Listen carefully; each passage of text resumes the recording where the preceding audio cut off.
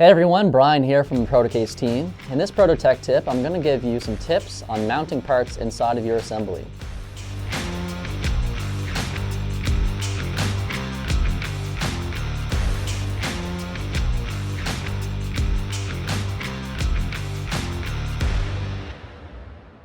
You have critical deadlines to meet and complex projects that require custom parts or enclosures. Protocase is your one-stop shop for sheet metal, CNC machining, 3D printing, and more.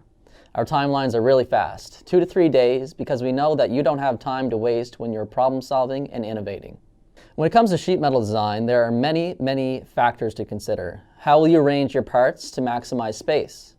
How can you make the enclosure as efficient as possible without sacrificing performance or space?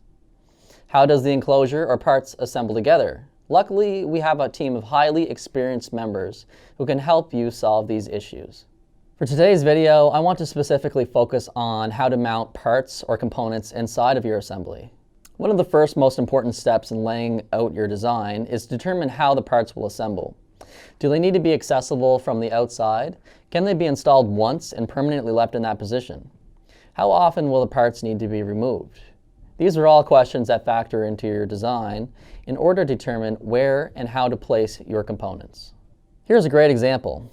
I need to install an L bracket which will permanently mount inside my enclosure to contain an SSD.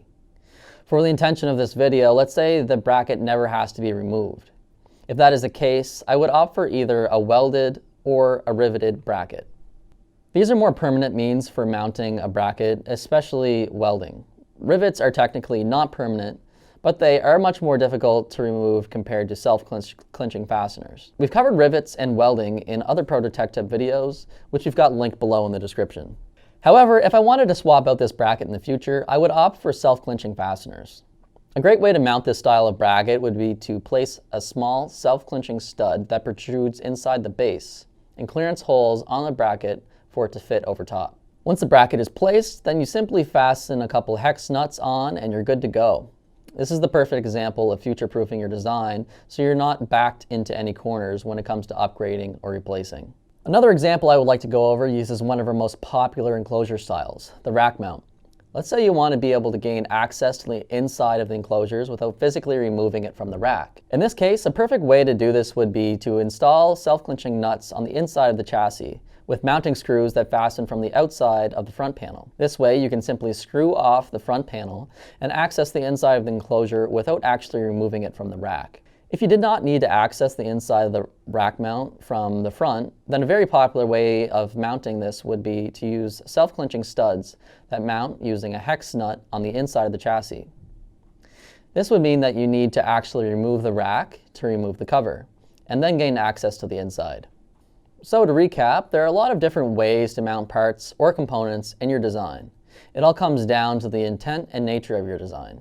Our website is a great resource for all the fasteners we stock here at Protocase, as well as all of our capabilities. If you're ever unsure on what your options are, our engineering and design service team is here to help. Thank you for watching this week's Proto Tech Tip. If you've got other design dilemmas or topics you want covered, comment below or reach out to us at info@protocase.com. And see you next time.